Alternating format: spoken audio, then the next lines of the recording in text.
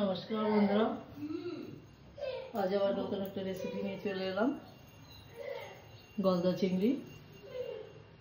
আমি আজকে রান্না করব গলদা চিংড়ি। আমি চিংড়ি মাছটা একটু লবণ হলুদ দিয়ে দিলাম।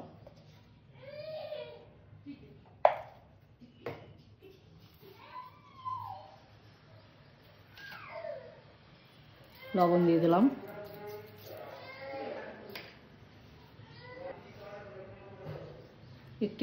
একটু কাশ্মীরি শুকনো লঙ্কার গুঁড়ো দিলাম। এটাকে সুন্দর করে মেখে আমি 1-2 মিনিটের জন্য রেখে দেবো।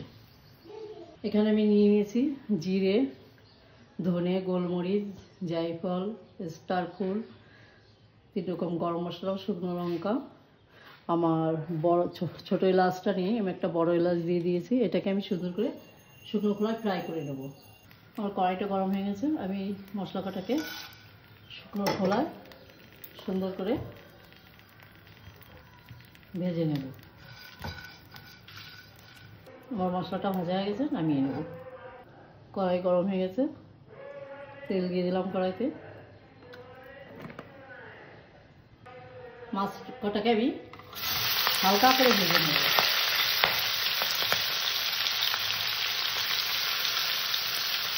একদম হালকা করে ভাজবো, কড়া ভাজা যাবে না। মাছটা ভাজা হয়ে গেছে, নামিয়ে নেব। কারেন্টটা চলে যাব। আমার মাছটা ভাজা হয়ে গেছে, মাছটাকে আমি তুলে নেব। তেলের মধ্যে আর একটু তেল দিয়ে দিলাম।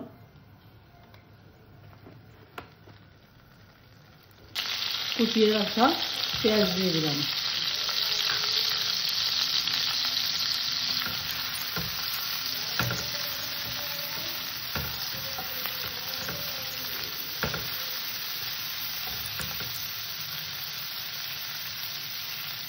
লবণ দিয়ে দিলাম।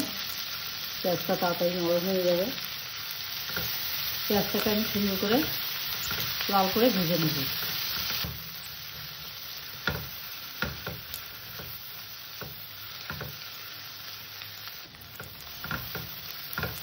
আমার পেঁয়াজটা ভাজা হয়ে গেছে। এবার এখানে আমি দিয়ে দেবো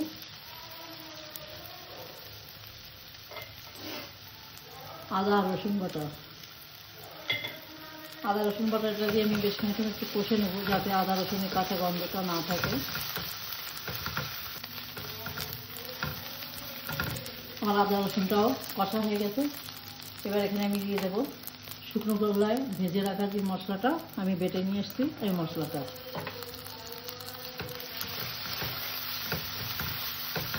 দিয়ে দিলাম। ফেটিয়ে রাখা টক দই। টক দইটা দিয়ে কিন্তু একদম গ্যাস ছোটো করে দিতে হবে। পরিমাণ মতন হলুদ, কাশ্মীরি লঙ্কার গুঁড়ি,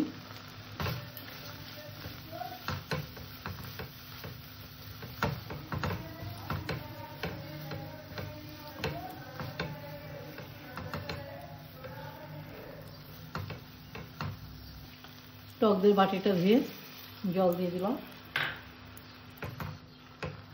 মশলাটাকে আমি খুব সুন্দর করে কষে নেব।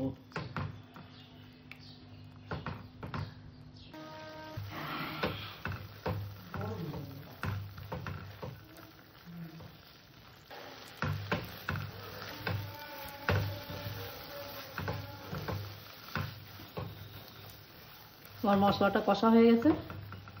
এবার এখানে আমি জল দিয়ে দেবো।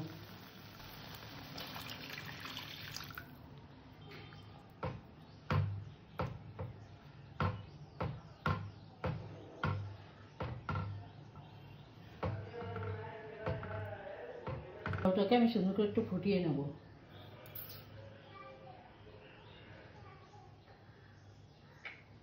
ঝালের জন্য কাঁচা লঙ্কা চেরা,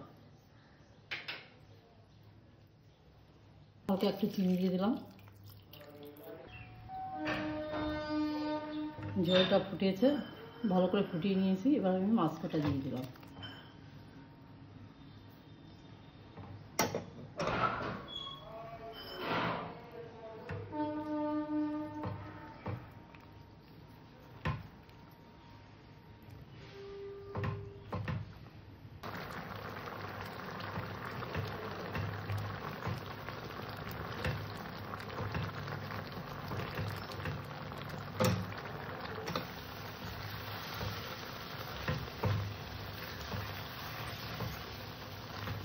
মাছের ঝোল হয়ে গেছে, নামিয়ে নেব।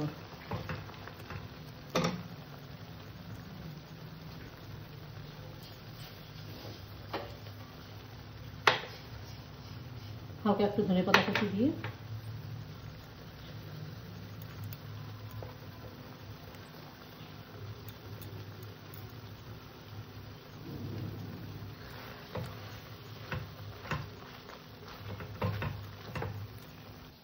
আমার গলদা চিংড়ি ভুনা করলাম আজকে। আমার আজকে রেসিপি এই পর্যন্ত।